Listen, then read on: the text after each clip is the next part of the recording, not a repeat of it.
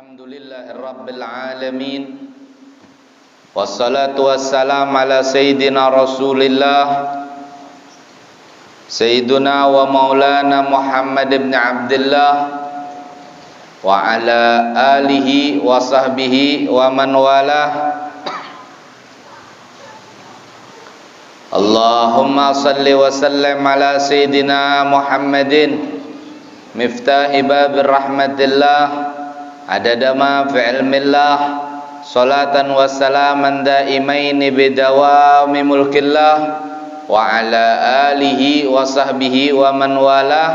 Subhanaka la ilma lana illa ma 'allamtana innaka antal alimul hakim. Wala haula wala quwata illa billahil aliyil azim. Alhamdulillah, segala puji dan syukur kehadirat Allah atas nikmat dan anugerah, atas karunia dan limpahan rahmah, yang mana mudah-mudahan kita senantiasa dalam ampunan Allah, yang mudah-mudahan kita senantiasa dalam keadaan berkah, yang mudah-mudahan Allah Subhanahu wa ta'ala menjadikan kita semua orang-orang yang terkabul akan segala hajah, dan mudah-mudahan Allah jadikan ini perkumpulan, ini majlis adalah perkumpulan yang membawa barakah dalam keadaan istiqamah. Salawat dan salam mudah-mudahan selalu tercurah, tersampaikan kepada baginda Rasulullah, yang mana mudah-mudahan lisan kita, bibir kita senantiasa berselawat dan salam kepada baginda Rasulullah. Begitu pula keluarga, karabah dan para sahabat dan para pengikut-pengikut beliau hingga hari kiamat. Nawaina ta'allum wa ta'lim wa tadhakkura wa tadhkir wa naf'a wal intifa' wal ifadata wal istifadah wal hassa 'ala tamassuki bi kitabillah was sunnati rasulih wad du'a ilal huda wad dalalata 'alal khair ibtigha'a wajhillah wa mardatihi wa qurbihi wa thawabihi subhanahu wa ta'ala. Qala Syekhul Musannif rahimahullahu ta'ala wa nafa'ana bihi wa bi ulumihi fid dharain amin. Radhiyallahu anna wa ankum ajma'in. Al-Imam Hujjatul Islam Abu Hamid Muhammad ibni Muhammad bin Muhammad Al-Ghazali, mudah-mudahan Allah meridhoi beliau, meninggikan derajat kepada beliau, dan mudah-mudahan kita pun dalam ridha Allah Subhanahu wa ta'ala. Rasulullah sallallahu alaihi wasallam bersabda, innal mustami'a syariqul qa'il wa huwa ahadul muktabain. Sesungguhnya orang yang mendengar, seseorang yang menggibah, seseorang yang membicarakan keburukan, kejelekan orang lain, maka orang yang mendengar tersebut dihitung pula sebagai seorang penggibah, dihitung pula dia bersyarikat, dihitung pula dia berkongsi di dalam perbuatan maksiat tersebut. Man a'ana ala maksiatin walau bisyadri kalimatin kana syarikan lahu fiha. Seseorang yang membantu kemaksiatan orang lain, seseorang yang membantu orang lain berbuat maksiat, maka dia terhitung di dalam kemaksiatan tersebut.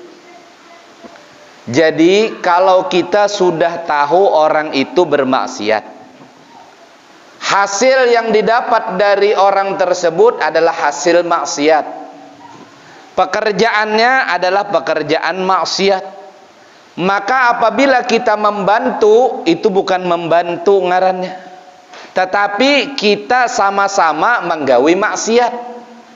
Ada orang duduk surangan di bawah pohon, kita tahu orang ini tadi adalah seorang penggosip handal lah. 11-12 lawan pembawa acara, kabar-kabari, gosip lain sebagainya. Harat orang ini penggosip, tahu kita seluk-beluknya, yakin betul ini sudah. Pian kawani duduk di bawah pohon tadi, nang tadinya ungut-ungut surangan, harau inya menggosip. Pian mendangarakan, berarti pian mengawani orang menggosip. Maka pian membantu, menulungi orang bergosip. Nah, hati-hatilah. Jadi kalau kita sudah tahu orang itu menggawi nang kada baik, jangan ditulungi. Sudah tahu orang ini ketujuh menyuntan sawit orang, jangan ditukariakan. Tambah jadi pian lah. Sudah tahu orang ini kada tapi kawat taya pakakas orang, pian bantu dengan manukariakan. Maka pian itu sama terhitung bermaksiat juga.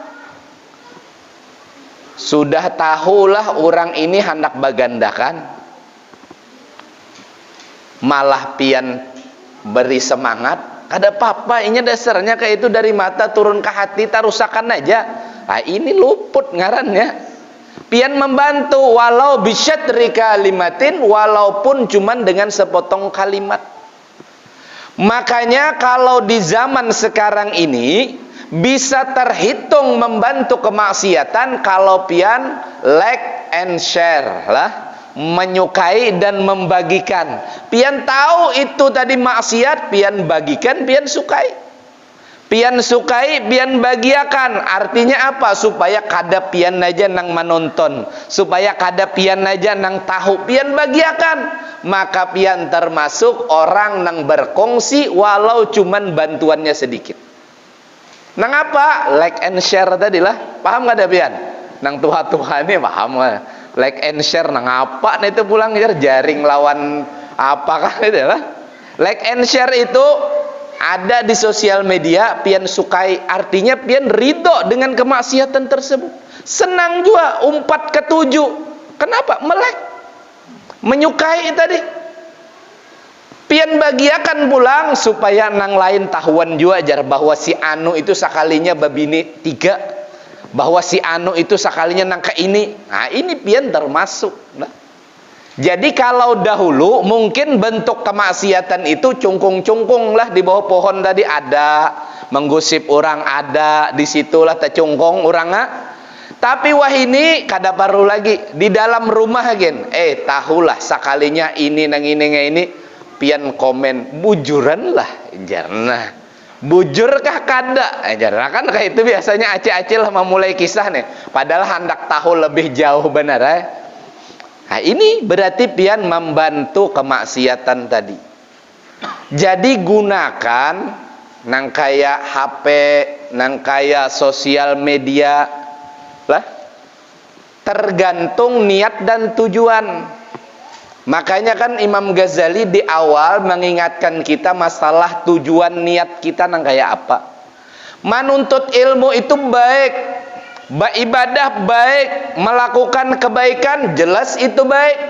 Namun kalau tujuannya kada baik, bisa rusak itu sabarataan. Sosial media, HP, sarana bisa kebaikan, bisa keburukan. Kalau pian gunakan itu sebagai sarana dakwah, sarana kebaikan, bangga Rasulullah. Bangga baginda Rasulullah. Kenapa? Menggunakan sarana, menggunakan apa yang ada pada kita sebagai perjuangan, penyambung lisan, penyambung dakwah Nabi Sallallahu Alaihi Wasallam. Ada orang salawatan, bagikan. Ada orang memberikan nasihat nang baik, bagiakan. Tujuannya apa? Supaya kada kita aja nang baik, orang pun baik. Nah, ini berarti menggunakan sarana dengan tepat. Ini ngarannya syukur lah, kembali diingatkan syukur, diberi, digunakan yang tepat itu syukur. Walaupun lah, nang kayak tadi menulungi orang tadilah, sudah tahu mencuntan sawit orang, ditukari lah sawitnya tadi. Pian berarti tahu aja itu hak orang, ampun orang. Pian tu karyakan, ini pian sama lawan berdua tadi itu berkongsi dalam kemaksiatan. Ya memang kadang kan urusan perut jelah, kadang kan urusan lapar. Makanya sawat tagawi nangka itu tadi. Kadang mungkin juga orang tadi terus-terusan menggawi kalau kadada nang membantu nang tukang tukari. Baburukan itu tadilah kadada nukari, kadada lagi digawi orang. Tapi karena ada nang membantu di dalam kemaksiatan, jadi seperti urusannya lapar. Padahal kalau memang betul lapar lah, kira-kira kita berapa biji garang bisi parut ya, kalau paling makan sepiring 2, kalau paling gancang benar ya kalau 3 piring. Jarang ada orang nang makan sampai 4 piring. Artinya kan paling banyak kita makan 3 piring, 2 piring. Setelah itu kan kebiasaannya memenuhi keinginan nafsu. Melihat tetangga nukar sepeda motor hanyar, hendak jua kada kawa, ya nangka itu tadi. Padahal kita ini semuanya punya takaran masing-masing. Tinggal mensyukuri, tinggal menghayati rizki tadi. Jadi ada riwayat Nabi Allah Sulaiman alaihi salam, beliau berada di atas langit sambil melihat kerajaan beliau. Beliau berada di langit memperhatikan kerajaan beliau. Lalu malaikat Jibril alaihi salam datang kepada Nabi Allah Sulaiman. Lalu malaikat Jibril bercerita seorang petani yang sedang menggarap sawahnya. Adalah orang yang luar biasa, kata malaikat Jibril. Coba engkau tanyakan hati maksud daripada petani tersebut. Hatinya itu bagaimana? Turun Nabi Allah Sulaiman bertanya kepada petani nang sedang menggarap ladangnya, mencangkul, bertanam, lain sebagainya. Ujar Nabi Allah Sulaiman, apa yang ada di dalam hatimu? Napa nang ada di dalam hati apa? Ujar Nabi Allah Sulaiman. Ujar petani tadi, wahai Nabi Allah Sulaiman, ulun bersyukur kepada Allah seluas-luasnya atas nikmat yang diberikan oleh Allah. Ujar Nabi Allah Sulaiman, apa yang seluas-luasnya nikmatmu? Bukankah engkau bekerja hari ini, gasan makan esok, esoknya kada ada lagi. Jadi ada orang bagawi inilah, pamakan hari ini, habis hari ini lah. Lalu nang apa nang disyukuri? Ujar Nabi Allah Sulaiman, engkau bekerja hari ini untuk makan besok, dan besoknya sudah perlu bekerja lagi karena habis sudah makanan tersebut. Ujar petani tadi, wahai Nabi Allah Sulaiman, aku bersyukur seluas-luasnya kepada Allah dengan apa yang Allah berikan, yang Allah jadikan titipan kepadaku, maka ringanlah hisapku wahai Nabi Allah Sulaiman. Apa yang mau dihisap dari diriku? Aku cuman punya alat pertanian, cangkul bahasa kita, bini, anak, sudah selesai hisapku. Lalu bagaimana dengan engkau wahai Nabi Allah Sulaiman? Kerajaan, para jin, para hewan, para rakyatmu, semuanya dalam pertanggungjawabanmu wahai Nabi Allah Sulaiman. Mendengar itu Nabi Allah Sulaiman langsung sujud kepada Allah, langsung menangis kepada Allah, besarnya tanggung jawabnya di hadapan Allah. Jadi maksudnya kita itu punya takaran masing-masing. Si fulan rizki sekian, pandai-pandai menyukuri, pintar-pintar bersyukur, insya Allah cukup. Ada kalau manusia yang makan sampai sepanci sekali makan lah, sisanya berarti kebutuhan tersebut adalah kebutuhan nafsu. Hendak nukar ini, hendak nukar ini, hendak nukar ini, akhirnya apa? Sesuatu yang belum tentu halal bagi kita, kita ambil. Sesuatu yang jelas haram bagi kita, kita ambil. Kenapa? Karena memenuhi nafsu tersebut. Coba kalau kita pandai bersyukur dengan segala ketentuan yang Allah berikan, yang Allah titipkan, insya Allah kita merasa cukup. Banyak cukup, sedikit tidak kekurangan. Lah inilah seperti ini. Makanya ada sahabat itu malam, dia mulai malam menjaga kebun, mengairi kebun, menyirami kebun orang sampai subuh, maka akan diberi upah 2 sok.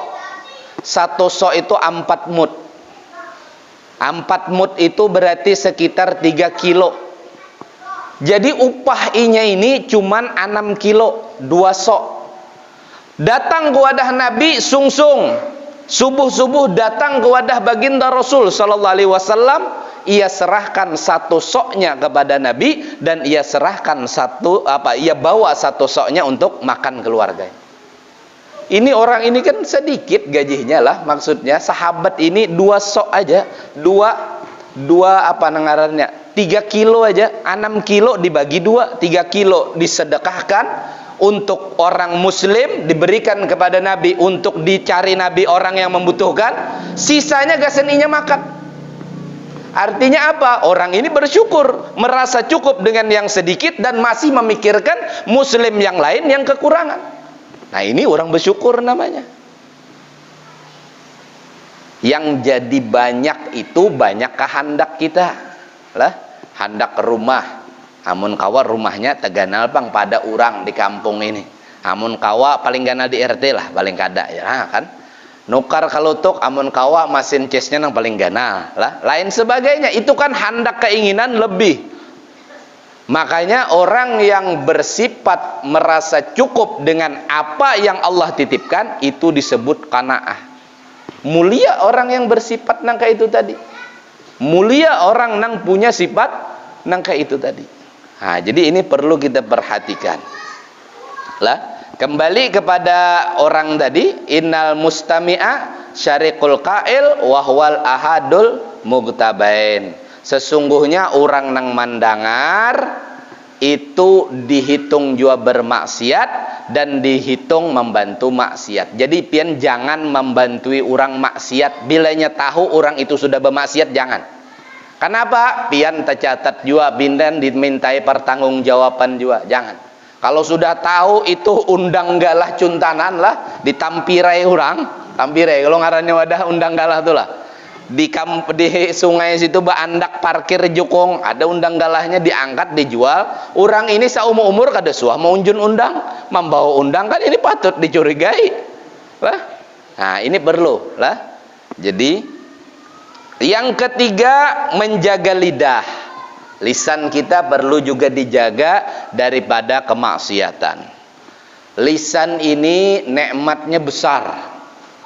Besar nikmat dari Allah berupa lisan. Pembeda antara iman dan yang tidak beriman melalui lisan. Lah.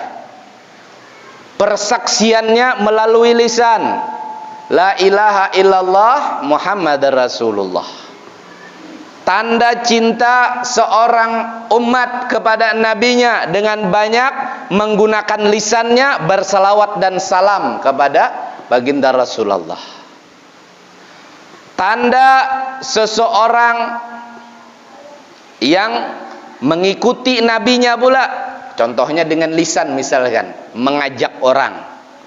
Pian diberi lisan digunakan dalam mengajak orang, membantu Nabi, berkhidmah, membantu kepada Nabi. Di dalam kitab Ta'lim wa Muta'allim lah, itu dijelaskan. Di dalam kitab itu dijelaskan bahwasanya orang yang berkhidmah kepada paguruan, inya baisi guru berkhidmah, maka orang ini kelak asal ikhlas lah khidmahnya, kada cari muka kah orang tuh, ikhlas membantu guru perlu apa, pian baisi guru hendak apa dalam dakwah maksudnya, membantu sidin lain sebagainya, maka insya Allah orang ini kelak kalau kada inya nang dijadikan oleh Allah saleh, keturunannya menjadi soleh. Ada disitulah kita rancak belajar kitab itu waktu masih pondok lah, masih di pondok, kitab akhlak itu. Nah, jadi dijelaskan kalaunya ada seorang murid yang baik sangka kepada gurunya, yang berkhidmah kepada dia punya guru, siapapun itu, maka insya Allah kalau tidak dia dijadikan oleh Allah saleh ataupun salehah, paling tidak keturunan-keturunannya jadi saleh dan salehah. Lalu kayak apa kira-kira kalau ada orang berkhidmah kepada Nabi? Sayyidina Salman, Sayyidina Anas bin Malik, ini orang-orang yang berkhidmah kepada Nabi. Jadi ada dulu cerita, kita diceritakan salah seorang kiai. Kalau tidak salah ini cerita Syekh Hasim As'ari atau Syekh Khalil Bangkalan. Wallahu a'lam. Jadi suatu ketika nyainya Kiai Sidin ini, nyai itu berarti bini kiai lah. Cincin Sidin, cincin jatuh ke kloset. Dulu itu kloset bukan seperti ini, jamban lah.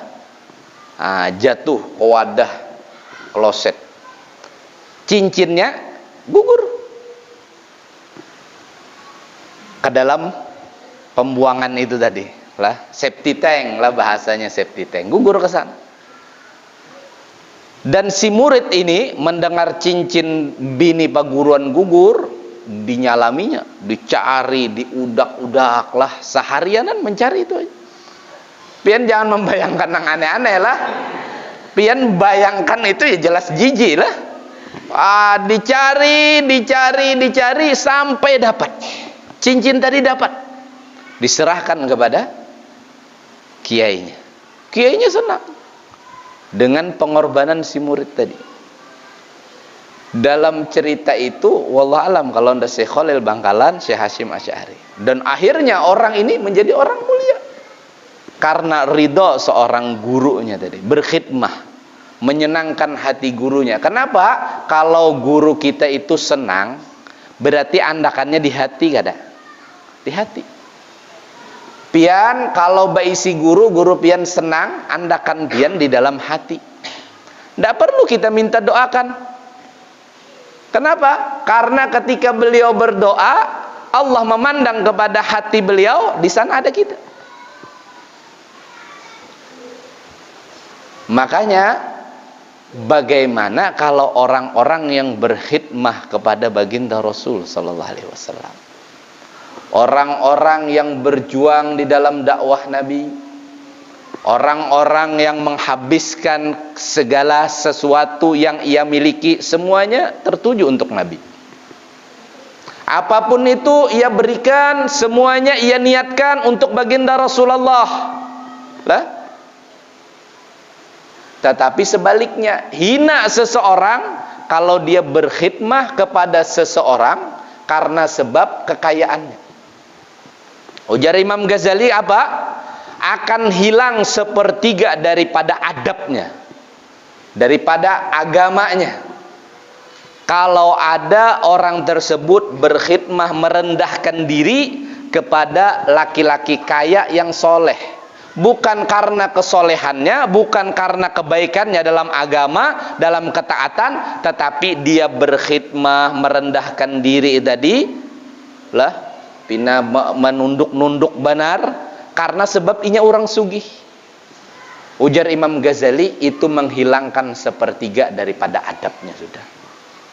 Tetapi ketika kita beradab, berkhidmah, menundukkan diri kepada guru kita, kepada zuriat Rasul, pada keturunan Nabi, bahkan kepada baginda Rasul, maka itulah kemuliaan sebenarnya. Kenapa? Urusannya itu urusan agama.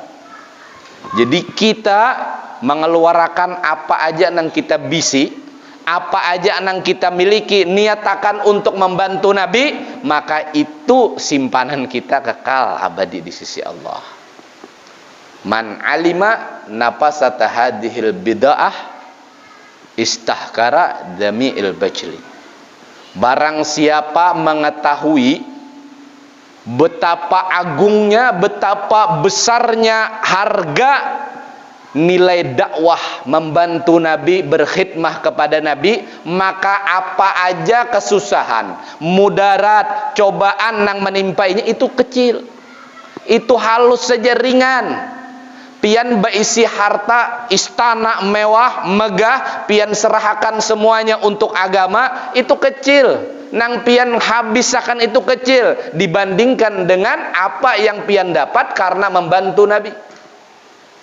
Berkhidmah kepada Nabi itu nang kayak apa? Berkhidmah membantu Nabi itu kayak apa? Setidaknya pian membantu mahirit awak pian nang kulir, mahirit jasmani kita nang pangulir ini supaya mau berkumpul di tempat-tempat nang dianjurakan Nabi. Kita maksa diri kita supaya menggawi sunnah itu membantu Nabi.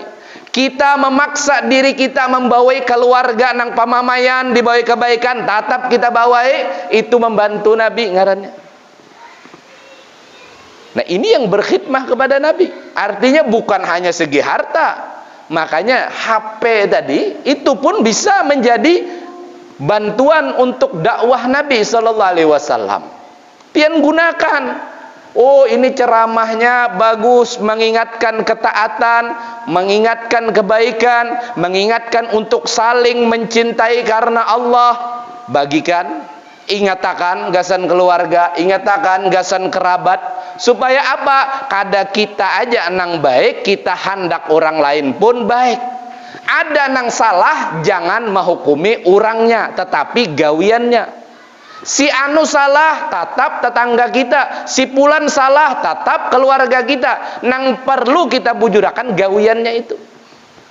Lah, urusan salah benar itu kita cuman bisa memberikan gambaran ini benar, ini salah. Urusan menghukumi itu bukan hak kita, itu urusan Allah. Yang penting kita membawai, yang penting kita madahkan itu tak salah. Yang penting kita mengajak nang ini nang baik, nang itu nang luput lah. Nah, ini membantu Nabi. Orang yang mengajak kepada kebaikan. Ada harta, ada tenaga, ada pikiran, ada kesempatan, bawai orang berataan. Nah, ini orang-orang yang berkhidmah kepada Nabi sallallahu alaihi wasallam. Nah, jadi lisan nikmat Allah, lisan pemberian Allah. Mari kita gunakan lisan ini dalam kebaikan, dalam ketaatan, dalam mencari kedekatan kepada Allah, kedekatan kepada baginda Rasulullah. Ketiga, menjaga lidah. Allah Ta'ala menciptakan bagianmu lidah supaya engkau dapat berzikir. Jadi gunanya lidah itu tidaklah Allah ciptakan kecuali untuk menyembah kepada Allah. Allah ciptakan lidah untuk berzikir, dengannya dan supaya engkau membaca Al-Quran dan membimbing manusia ke jalan kebenaran, dan supaya engkau dapat melahirkan perasaan dan kehendak, baik dalam urusan dunia atau urusan akhirat. Apabila engkau menggunakan lidahmu bagi tujuan yang lain dari yang dimaksudkan oleh Allah Ta'ala, berarti engkau tidak bersyukur terhadap nikmat yang diberikan kepadamu. Nah, jadi untuk memulai mensyukuri lisan, mensyukuri mata, pendengaran, kita mulai bersyukur dengan yang nampak jelas di wadah kita, seperti pamakan, seperti nang kita pakai, seperti nang kita tempati. Coba kita mulai bersyukur dengan yang demikian. Segala sesuatu itu sudah ditetapkan oleh Allah. Segala sesuatu itu sudah punya takaran masing-masing, yang mana menentukan takaran itu adalah syukurnya kita. Banyak kada bersyukur, tidak ada manfaat. Sedikit bersyukur, jauh lebih berharga. Maka dari itu pandai-pandailah bersyukur kepada Allah Subhanahu wa Ta'ala, menggunakan nikmat Allah, menjaga nikmat Allah dari hal yang dilarang oleh Allah. Makanya bersyukur, menjaga lisan, menjaga anggota tubuh daripada maksiat, ini berarti kita pun mengikuti Nabi, mengikuti baginda Rasul sallallahu alaihi wasallam. Jadi di antara kita nang baisi cita-cita, di antara kita nang punya keinginan berkumpul bersama Nabi di dalam surga nang paling indah dan mulia, di antara kita yang punya cita-cita bukan mimpi untuk berkumpul bersama baginda Rasulullah, kita mulai. Kalau mimpi kada dimulai, cuman dihayalakan. Kalau cita-cita, kita berusaha untuk meraihnya, kita berusaha untuk mendapatkannya. Dan orang nang berhak berkumpul dengan Nabi sallallahu alaihi wasallam, di Al-Qur'an Allah berfirman, "Wa may yuti'illah war rasul faulaika ma'alladzina an'amallahu alaihim minan nabiyyin wassiddiqin wasyuhada wassalihin wa hasuna ulaika rafiqa." Orang-orang yang mentaati Allah dan Rasulullah, orang-orang yang mengikuti arahan baginda Rasul dan menjauhi larangan Allah, mereka adalah orang-orang yang kelak akan bersama dengan apa yang Allah berikan berupa kenikmatan kepada baginda Rasulullah, kepada para syuhada, para shadiqin, para salihin, wa hasuna ulaika rafika. Dan mereka adalah sebaik-baik pendamping orang yang berdekatan dengan Nabi sallallahu alaihi wasallam. Jadi kalau kita punya cita-cita, mari kita wujudkan cita-cita. Orang baisi cita-cita berarti berusaha untuk sampai cita-cita tadi. Pian nang hendak baisi rumah, pasti pian menabung, nukar pakakasnya tunggal dikitan. Berarti ini cita-cita. Ada orang hendak baisi rumah, guring aja lah. Ini mahayal ngarannya, mimpi. Kalau pian baisi cita-cita hendak berkumpul dengan Nabi, ujar Allah, wa may yuti'illah war rasul faulaika ma'alladzi an'amallahu alaihim minan nabiyyin wassiddiqin wasyuhada wassalihin wa hasuna ulaika rafika. Mereka yang mentaati Allah, mentaati Rasul, berarti mereka ini berusaha mewujudkan terjadinya cita-citanya. Apa cita-citanya? Ingin hendak bersama Nabi. Orang yang mentaati Allah, mentaati Rasul, maka mereka mendapat kenikmatan berkumpul bersama para anbiya, dikumpulkan para shadiqin, berkumpul bersama para salihin dalam keadaan perkumpulan yang paling nikmat di sisi baginda Rasul sallallahu alaihi wasallam. Jadi kira-kira pahamlah artinya cita-cita lawan mimpi. Jadi kalau ada orang kita baisi anak ditakuni hendak jadi apa? Hendak jadi polisi. Cuman kada sing sakulahan, ini kayak apa jadi polisinya lah. Ada kita baisi keluarga hendak jadi dokter, sekalinya sekolahnya sekolah polisi, kan jauh meliung. Nah nangka itu juga kita punya cita-cita, berarti ada selangkah demi selangkah menuju ke situ tadi. Dan caranya sudah dijelaskan semuanya. Caranya sudah tahu berataan, mengikuti Allah, mengikuti baginda Rasulullah. Kalau orang seperti ini berarti selangkah demi selangkah ini akan berusaha untuk mengabulkan cita-citanya. Hendak ke bulan, ini ulah pesawat, kan ada usaha ngarannya, inilah ada usaha. Kalau nya hendak ke bulan lalu berpikir kayak apa mahayal wara, ini lain. Hendak sugih bagawi, ini kan ada usaha, berarti sugih tadi cita-citanya. Kalau di rumah aja gulang galek, sugih tadi mimpinya ngarannya. Hendak masuk surga, ada usahanya ke sana. Tapi kalau hendak masuk surga, nang disuruh kada digawi, nang dilarang malah digawi. Ini ngarannya malah tambah jauh daripada surga. Nah, makanya perbedaan cita-cita lawan mimpi. Kalaunya memang cita-cita kita adalah surga, cita-cita kita adalah Nabi Muhammad SAW dalam perkumpulannya, maka tentu kita akan mengikuti arahannya. Wa may yuti'illah war rasul, maka akan mengikuti perintah Allah, mengikuti baginda Rasulullah sebaik-baik dalam ikutan, serupa dalam keserupaan, dan sebaik-baik dalam menjauhi larangan. Wallahu a'lam. Mudah-mudahan dari yang sedikit ini memberikan manfaat, memberikan semangat dalam kebaikan, dalam ketaatan, dan mudah-mudahan Allah Subhanahu wa taala senantiasa memberikan kita semua pertolongan untuk mengamalkan, untuk dimudahkan dalam mengamalkan, untuk dimudahkan dalam mengerjakan ketaatan. Ya Allah ya Rabb, jadikan kami semua orang-orang yang memiliki kekuatan pula meninggalkan kemaksiatan, meninggalkan perbuatan yang dalam kemurkaan. Ya Allah ya Rabb, jadikan dengan berkat majelis ini, dengan berkat perkumpulan ini, dosa-dosa kami yang hadir di sini semuanya terhapuskan. Orang-orang yang berkumpul di sini ya Allah, kami yang berkumpul di sini ya Allah, berhak atas ampunan. Ya Allah ya Rabb, dosa kami banyak, dosa kami sadari banyak, dosa yang tidak kami sadari pun begitu banyak. Namun ya Allah, dengan berkat perkumpulan ini mudah-mudahan dosa kami pun terhapuskan, tidak tersisa melainkan dalam ampunan. Begitu pula dosa kedua orang tua kita. Mudah-mudahan Allah tidak melupakan ayah ibu kita, ibu bapak kita. Mudah-mudahan mereka pun dalam ampunan Allah. Dosa mereka, kesalahan mereka, kemaksiatan mereka senantiasa Allah ampunkan. Dan mudah-mudahan Allah ridhoi mereka, Allah kasih sayangi kedua orang tua kita, dan Allah tinggikan derajat mereka. Dan mudah-mudahan dengan berkat perkumpulan ini kita punya hajat kita dalam keterkabulan.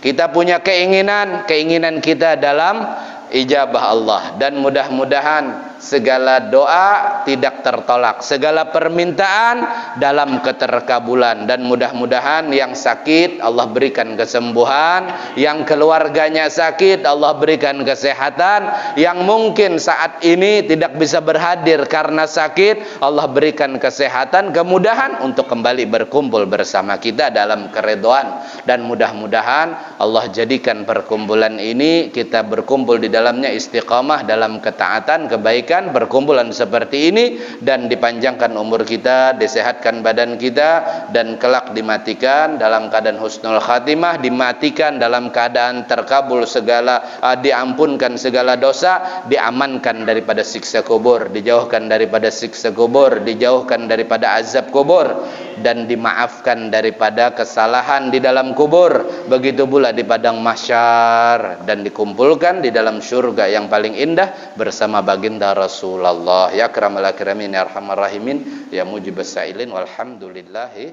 rabbil alamin.